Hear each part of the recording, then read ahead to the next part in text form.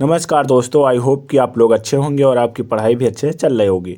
तो दोस्तों, आज आप लोगों के लिए विज्ञान से संबंधित कुछ महत्वपूर्ण क्वेश्चन लेकर आया हूं जो आपके आने वाले एग्जाम में महत्वपूर्ण साबित होंगे। तो दोस्तों, वीडियो अंत तक जरूर देखना और वीडियो शुरू करते हैं। ऊर्जा का सिक्का कहलाता है, तो ऊर्जा का सिक्का जो है एटीपी कहलाता है। ऑप्शन नंबर इसका ए सही आंसर होगा। ऊर्जा का सिक्का एटीपी कहलाता है। अगला प्रश्न है, थायराइड किस में उपस्थित होती है? तो थायराइड ग्रंथ जो है कंठ में उपस्थित होती है। ऑप्शन नंबर इसका ए सही आंसर होगा। थायराइड ग्रंथ कंठ में उपस्थित होती है।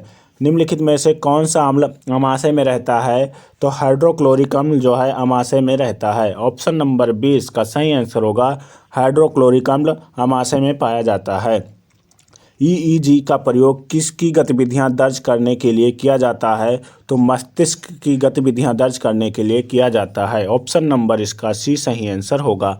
आगे बढ़ते हैं और अगला प्रश्न है, निम्नलिखित में से कौन सा तत्व समुद्री शैवाल से प्राप्त किया जाता है? तो आयोडीन जो है वो समुद्री शैवाल से प्राप्त किया जाता है। ऑप्शन नंबर 20 का सही आंसर होगा।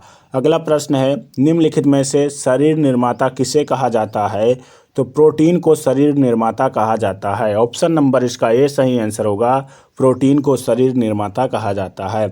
वह एक पक्षी कौन सा है जो पीछे की ओर उड़ता है? तो गुंजन पक्षी जो है वो पीछे की ओर उड़ता है। ऑप्शन नंबर सी इसका सही आंसर होगा। गुंजन पक्षी पीछे की ओर उड़ता है। निम्नलिखित में से कौन सा एक कार्बोहाइड्रेट नहीं है? तो हेमोग्लोबिन जो है कार्बोहाइड्रेट नहीं है। ऑप्शन नंबर डी इसका सही आंसर होगा। हेमोग्लोबिन जो है कार्बोहाइड्रेट नहीं है। वह कौन सा पदार्थ है जो धमनियों की दीवारों पर जमा होकर स्वास्थ्य समस्याएं पैदा करता है? तो कोलेस्ट्रॉल है। ऑप्शन नंबर इसका बी सही आंसर होगा। कोलेस्ट्रॉल है। आगे बढ़ते और अगला प्रश्न देखते हैं।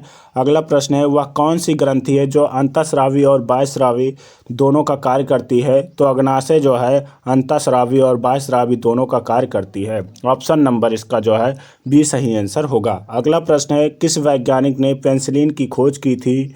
तो अलेक्जेंडर फ्लेमिंग ने जो है पेनिसिलिन की खोज की थी। ऑप्शन नंबर सी इसका सही आंसर होगा। अलेक्जेंडर फ्लेमिंग ने पेनिसिलिन की खोज की थी। पाचन तंत्र का कार्य क्या है? तो पाचन तंत्र का कार्य है भोजन को सरल रूप में बदलना। ऑप्शन नंबर इसका सी सही आंसर होगा। भोजन को सरल रूप में बदलना।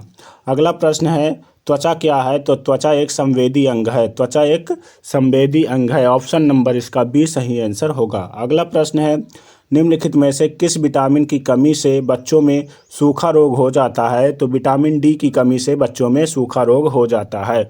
ऑप्शन नंबर इसका सी सही आंसर होगा। अगला प्रश्न है, मनुष्यों के लिए हीमोग्लोबिन अणु के साथ ऑक्सीजन के कितने अणु होते हैं? तो 4 अणु होते हैं। ऑप्शन नंबर इसका डी सही आंसर होगा।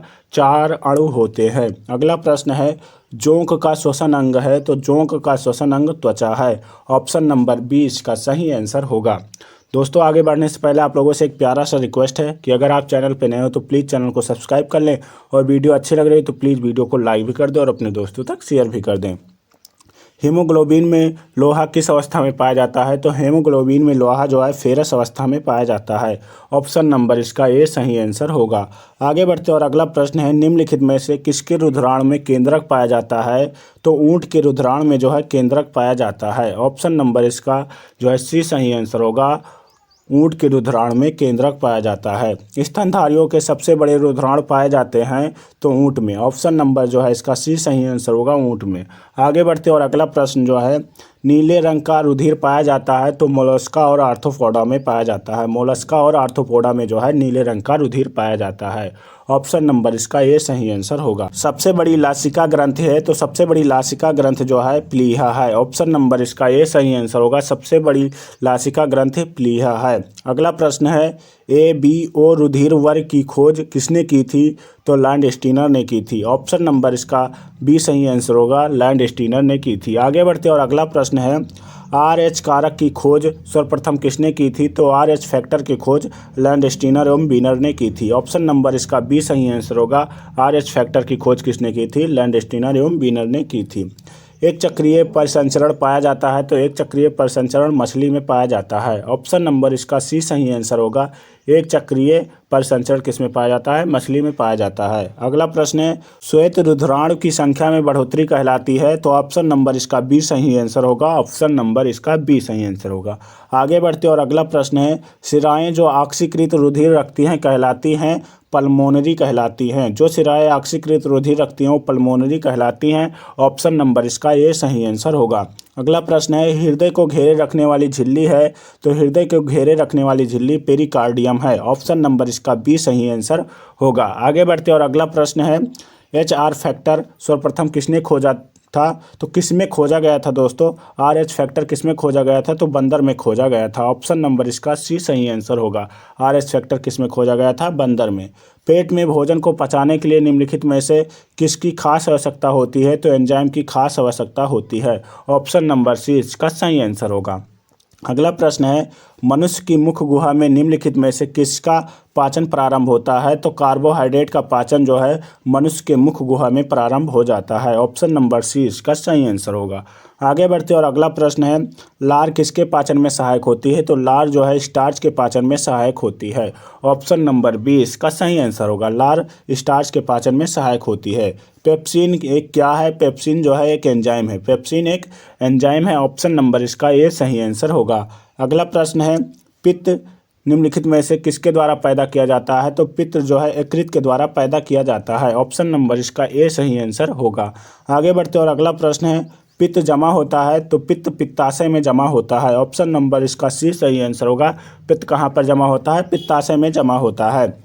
मानव शरीर के किस अंग को शरीर का रासायनिक कारखाना कहा जाता है? तो यकृत को शरीर का रासायनिक कारखाना कहा जाता है। ऑप्शन नंबर बी इसका सही आंसर होगा।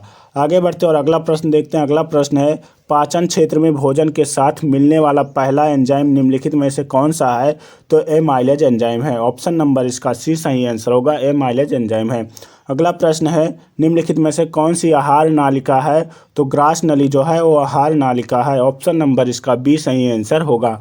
आगे बढ़ते और अगला प्रश्न है, मानव शरीर में उस एंजाइम का नाम बताइए जो कार्बोहाइड्रेट को तोड़ने में मदद करता है?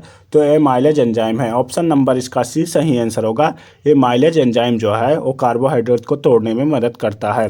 दोस्तों, आप लोगों से एक प्यारा सा रिक्वेस्ट है कि अगर आप चैनल पर नए हो तो प्लीज़ चैनल को सब्सक्राइब कर लें और वीडियो को लाइक भी कर दें और अपने दोस्तों तक शेयर भी कर दें। पूरा वीडियो देखने के लिए बहुत बहुत धन्यवाद आप लोगों का। मिलते हैं अगले वीडियो में, तब तक के लिए जय हिंद, जय भारत।